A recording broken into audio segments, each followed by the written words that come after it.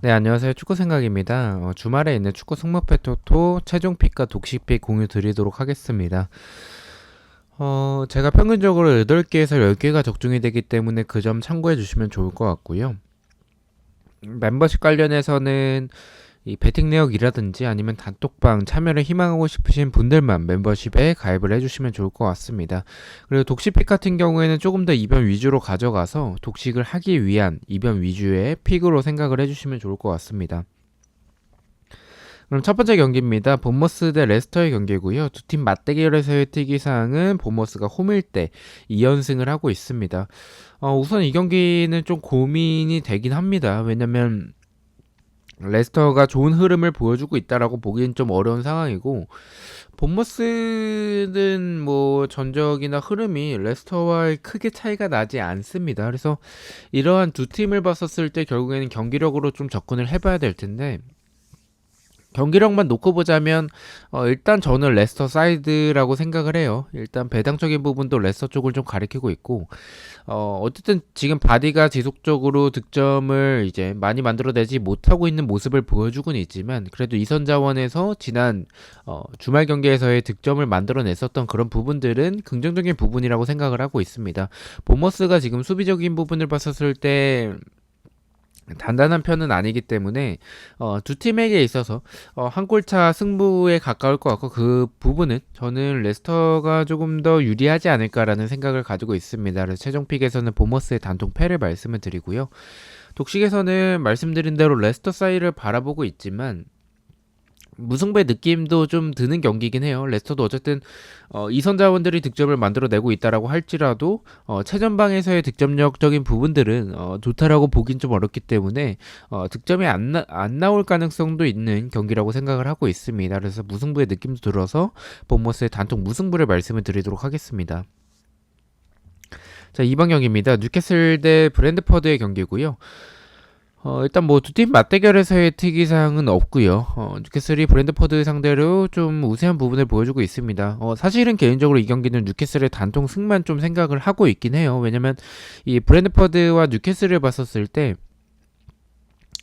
이 브랜드퍼드가 최근에 흐름이나 경기력이 좀 많이 침체되어 있다라고 보고 있습니다. 뉴캐슬도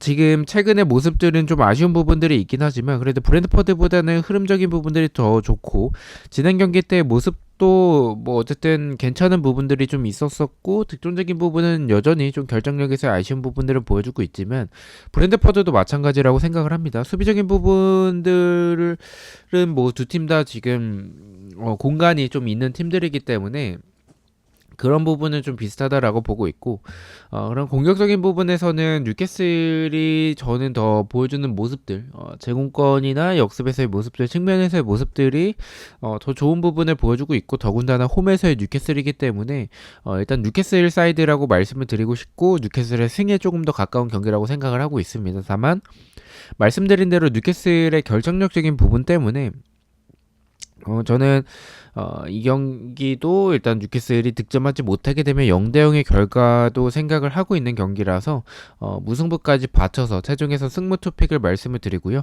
독식에서는 말씀드린 대로 승에 조금 더 중점을 두고 있는 경기라서 독식에선 단통 승만 말씀을 드리겠습니다. 자, 3번 경기입니다. 아틀레티코 대 지로나의 경기고요. 사실 이 경기는 이변을 가져가야 되나라는 생각이 좀 드는 부분은 맞다라고 생각을 해요. 왜냐면 아틀레티코가 분명히 우세해 보이는 경기죠. 투표율도 많이 몰렸고 배당도 굉장히 낮게 측정이 됐기 때문에 아틀레티코의 승에 굉장히 가까워 보이는 경기이긴 하지만, 일단 뭐 주중에 유럽 대항전으로 인한 그런 체력적인 부담도 분명히 있을 거고, 원정을 가서 또 졌기 때문에 이 분위기적인 부분들도 그렇게 좋은 상황은 아니라고 생각을 하고 있고요. 또한 지로나가 보여주는 이 공격에서의 모습들, 저는 최근에 보여주는 모습들이 굉장히 좋다라고 생각을 하고 있기 때문에 무승부의 이변까지 바라보는 것도 괜찮은 판단이라고 생각을 했습니다. 투표율이 너무 많이 몰렸고 아틀레티코가 이길 확률이 확실히 높아 보이는 경기긴 하지만, 저는 말씀드린 지로나의 경기력과 아틀레티코의 그런 체력적인 부분들을 생각을 해서 조금은 도전적이지만 많은 투표율이 몰린 경기인데도 불구하고 무승부까지 받쳐서 승부 투픽으로 최종픽, 독식픽 모두 가져가 보도록 하겠습니다. 자, 4번 경기입니다. 브라이튼 대 토트넘의 경기고요. 일단 상대 전적에서 토트넘이 좀 앞서는 부분들을 보여주고 있죠. 근데 저는 지금 토트넘의 경기력을 저는 좀 믿지 못하겠어요. 브라이튼이 강팀 상대로 잘 비비는 모습들도 있고 최근에는 그런 그 도깨비적인 모습들이 좀 많이 보이는 상황이긴 하고 오히려 강팀에게는 좀 밀리는 부분들이 있는데 토트넘이 강팀이라고 보기도 지금 상황에서는 경기력적인 부분에서 좀 어렵다라는 생각이 들고 오히려 브라이튼이 라인을 내리고 토트넘이 공격적으로 주도를 펼쳐나가는 상황이라면 지금 토트넘이 보여주는 경기력에서는 저는 좀 득점할 수 있을까라는 생각이 듭니다. 또한 브라이튼이 역습적인 부분도 굉장히 좋기 때문에 저는 이 경기는 좀 이변까지 생각을 하고 있고 이변에 조금 더 가까운 경기지 않을까라고 생각을 하고 있습니다. 배당도 토트넘 쪽으로 높게 책정이 됐기 때문에 저는 승무패가 다 보이는 경기라고 느껴져서 최종에서는 승무패로 뒤어보도록 하고요. 독식에서는 이변을 바라보고 있는 경기라고 말씀을 드렸기 때문에 브라이튼의 승무 투픽으로 꺾어서 가져가 보도록 하겠습니다. 5번 경기입니다. 세비야 대 빌바오의 경기고요. 개인적으로는 빌바오가 이길 확률이 높다고 생각을 해요. 일단 두 팀 맞대결에서의 특이상은 세비야가 빌바오 상대로 2연승을 하고 있습니다. 저는 빌바오가 이길 확률이 더 높다고 생각을 하는 게 세비야가 보여주는 모습들이 사실은 좀 많이 아쉽습니다. 최근에 다시 좋아지고 있다라고 생각을 했었으나 여전히 빌바오와의 경기력을 비교해봤었을 때 빌바오가 오히려 윌리엄스를 활용하는 역습이나 측면에서의 크로스나 세트피스 이런 부분에서 공격에서의 모습들이 세비야보다 더 좋은 모습을 최근에 보여주고 있다라고 생각을 하고 있고 수비적인 부분들도 더 안정적인 부분을 보여주는 팀은 세비야보다는 빌바오라고 생각을 해요. 다만 원정에서의 빌바오는 믿을만한 팀이 아니라는 생각이 들어서 그 점을 생각을 해서 저는 뭐 세비야가 빌바오 상대로 최근에 보여주는 모습들은 밀리긴 하지만 홈에서의 세비야와 원정에서의 빌바오를 조금 더 생각을 해서 최종에서는 승무패로 지어보도록 하고요. 독식에서는 이러한 부분을 적용을 해서 이변을 가져가는 픽이기 때문에 세비야의 단통승을 가져가 보도록 하겠습니다. 6번 경기입니다. 헤타페 대 레알. 헤타페가 최근에 좋은 부분들을 보여주고 있는 건 맞지만 지난 주말 경기 때 아쉬웠던 부분들도 있었고 레알이 이변이 나왔었기 때문에 이번 경기는 정배로 들어올 가능성이 높다라고 생각을 하고 있습니다. 이 경기는 더 이상의 설명 필요 없이 헤타페의 단통 패로 최종픽과 독식픽 모두 가져가 보도록 하겠습니다. 자, 7번 경기입니다. 바이돌리드 대 베티스의 경기고요. 바이돌리드가 의외로 지난 주말 경기 때 괜찮았어요. 경기력이 공격에서의 모습들도 의외로 좀 날카로운 부분들도 있었고 뭐 수비는 여전히 좀 불안하긴 했지만 그런 모습들을 생각을 해봤을 때 베티스가 지난 주말과의 같은 그런 경기력을 보여준다면 이 경기는 이변의 가능성도 높은 경기라고 생각을 하고 있습니다. 다만 제가 생각하는 바이돌리드는 지난 경기 때는 괜찮았었지만 원래 바이올리드 최근에 바이올리드를 봤었을 때 공격이나 수비가 모두 안 되는 상황이라고 생각을 해요. 그래서 베티스가 이러한 약팀들은 잘 잡아낸다라는 생각이 들어서 최종픽과 독식픽 모두 단통 패를 가져가 보도록 하겠습니다. 자, 8번 경기입니다. 크리스탈 팰리스 대 리즈의 경기고요. 두 팀 맞대결에서의 특이사항은 2연속 무승부를 하고 있고요. 크리스탈 팰리스 홈에서도 2연속 무승부를 하고 있습니다.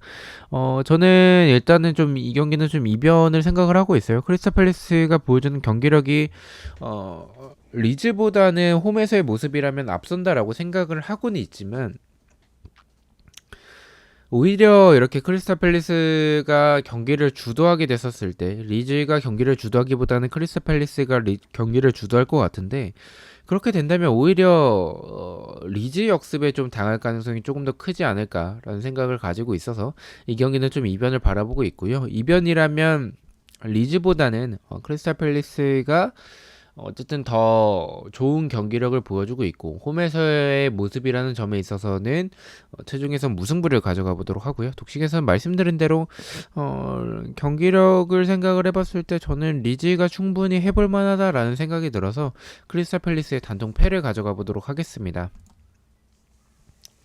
9번 경기입니다. 웨스트햄 대 풀럼의 경기고요. 두 팀 맞대결에서의 특이사항은 웨스트햄이 홈일 때 최근에 전승을 하고 있습니다. 일단 웨스트햄이 굉장히 낮게 배당을 책정을 받았고 근데 경기력은 사실은 웨스트햄이 지난 주말 경기 때 좋은 부분을 보여줬다라고 할지라도 풀럼이 그다지 밀리는 상황은 아니라고 생각을 해요. 이 경기에서 그럼에도 불구하고 웨스트햄을 가져간 부분들은 일단 배당이 낮게 책정된 부분도 있겠고 그리고 웨스트햄이 풀럼 상대로 강했었던 부분들이나 아니면 홈에서 최근에 전승을 하고 있다라는 그런 부분 때문에 저는 경기력이 무승부에 조금 더 가깝다라는 생각이 들지만 그러한 점들을 데이터적인 부분을 생각을 해서 웨스트햄의 승으로 최종에서 가져가 보도록 하고요. 독식에선 말씀드린 대로 경기력은 무승부라고 생각을 하고 있기 때문에 독식에선 단통 무승부를 가져가 보도록 하겠습니다.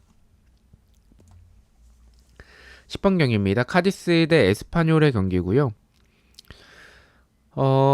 일단 무승부가 이 경기는 투표율이 1위가 됐어요. 근데 원래 제가 무승부가 투표율이 1위일 때 최대한 좀 안 가져가려고 합니다. 왜냐면 무승부가 투표율이 1위면 승과 패 방향으로 갈라질 때가 좀 많아서 그 점을 생각을 해서 무승부를 가져갈지에 대해서 좀 고민을 많이 했었는데 근데 이 두 팀을 봤었을 때 아무리 생각을 해봐도 무승부라고 생각을 합니다. 경기력은 개인적으로 에스파뇰이 찬스를 많이 만들어내는 팀은 아니지만 그래도 그러한 적은 찬스에서도 이런 득점을 만들어내는 모습 때문에 에스파뇰이 조금 더 좋다라고 생각은 하긴 해요. 하지만 원정에서의 에스파뇰은 그다지 믿음이 가지 않는 팀이라는 생각이 들고 카디스가 보여주는 모습들이 분명히 에스파뇰 상대로 밀리긴 하지만 저는 아무리 경기력을 생각을 해봐도 그리고 이러한 원정에서의 에스파뇰을 생각을 해봤을 때 이거는 아무리 봐도 무승부가 맞는 것 같다라는 판단을 했습니다. 최종에서 단통 무승부를 가져가 보도록 하고요. 독식에서는 이 말씀드린 경기력대로 카디스의 단통 패만 가져가 보도록 하겠습니다. 11번 경기입니다. 아스날 대 리버풀의 경기고요. 두 팀 맞대결에서의 특이사항은 아스날이 2연패를 하고 있고요. 홈에서는 3연패를 하고 있습니다. 일단 아스날이 리버풀 상대로 전적이 좀 약했었습니다. 하지만 이번 시즌 보여주는 모습들은 정반대죠. 아스날이 굉장히 리그에서 좋은 모습을 보여주고 있다라고 생각을 하는데 그래도 아스날이 이러한 강팀 상대로도 좋은 경기력을 펼칠 거라고 저는 기대하진 않습니다. 리버풀이 지금 리그에서 보여주는 모습들은 극강의 모습을 보여준다라고 보긴 좀 어렵고 무승부가 오히려 약팀 상대로도 좀 많이 나오는 부분들이 있는데 저는 아스날과 같이 이렇게 수비에서의 이 측면에 대한 공간들이 있는 팀이랑 그리고 이 압박에 고전하는 팀이라면 저는 이 경기는 딱 보자마자 느꼈습니다. 저는 리버풀 쪽으로 좀 강하게 생각을 하고 있습니다. 아스날의 단통 패로 최종 픽과 독식픽 모두 가져가 보도록 하겠습니다. 12번 경기입니다. 소시에다드 대 비아레알의 경기고요. 이 경기는 최종 픽에서는 소시에다드의 단통 승만 가져가 보도록 하겠습니다. 일단 비아레알이 이 모레노가 안 나오고 나서부터는 제라르드 모레노가 있을 때의 그런 득점력과 없을 때의 득점력의 차이가 큽니다. 지금 찬스들을 경기들을 주도하고 공격에서의 찬스들은 분명히 많이 만들어내는데 그걸 한 부분들이 득점으로 연결되지 않는 부분들이 너무 많고 그러한 부분에서는 소시에다드도 사실은 결정력이 좋지 않아서 이 경기는 무승부에 대해서 좀 고민이 되는 경기긴 한데 그래도 홈에서의 소시에다드와 원정에서의 비아레알 그리고 최근에 보여주는 비아레알의 그런 결정력적인 부분들을 봤었을 때 소시에다드가 힘겹게 이길 가능성이 조금 더 높지 않나라고 판단을 했습니다. 최종에선 단통 승으로 가져가 보도록 하고요. 독식에선 말씀드린 대로 무승부의 느낌도 좀 강하게 드는 경기이긴 해서 독식에선 단통 무승부를 가져가 보도록 하겠습니다. 13번 경기입니다. 에버튼 대 맨유의 경기고요. 이 경기는 에버튼의 단통 패를 최종에서는 단통 패만 가져가도록 하겠습니다. 일단 맨유가 진행 경기 때 이제 대패를 하는 부분들을 보여주긴 했었는데 어쨌든 이 상대가 강팀이었고 에버튼이 최근에 보여주는 모습들을 봤었을 때는 맨유가 아쉬운 부분들이 있더라도 그래도 유럽 대항전에서의 그런 승리한 부분들이나 경기력적인 부분들, 흐름들 모두 에버튼보다는 앞선다라고 생각을 하고 있습니다. 최종에서 에버튼의 단독 패를 가져가 보도록 하고요. 독식에서는 무승부도 좀 바치겠습니다. 원정에서의 맨유기도 하고 에버튼 상대로 좋은 전적을 보여주고 있는 부분들은 맞지만 지난 주말에서의 그런 대패가 좀 마음에 걸립니다. 그래서 무승부까지 받쳐서 무패 투픽을 가져가 보도록 하겠습니다. 자, 마지막 경기입니다. 바르셀로나 대 셀타비고의 경기고요. 이 경기는 설명드리지는 않겠습니다. 셀타비고 수비는 아쉽지만 공격은 괜찮은 팀이긴 한데 원정에서의 셀타비고라면 저는 기대가 되지 않습니다. 바르셀로나의 단통 승으로 최종픽과 독식픽 모두 가져가 보도록 하겠습니다. 자, 이렇게 해서 14경기에 대해서 최종픽과 독식픽 공유를 모두 마쳤고요. 저는 프로토 영상으로 다시 찾아뵙도록 하겠습니다. 시청해주셔서 너무나도 감사드리고 구독과 좋아요 너무나도 감사합니다. 감사합니다.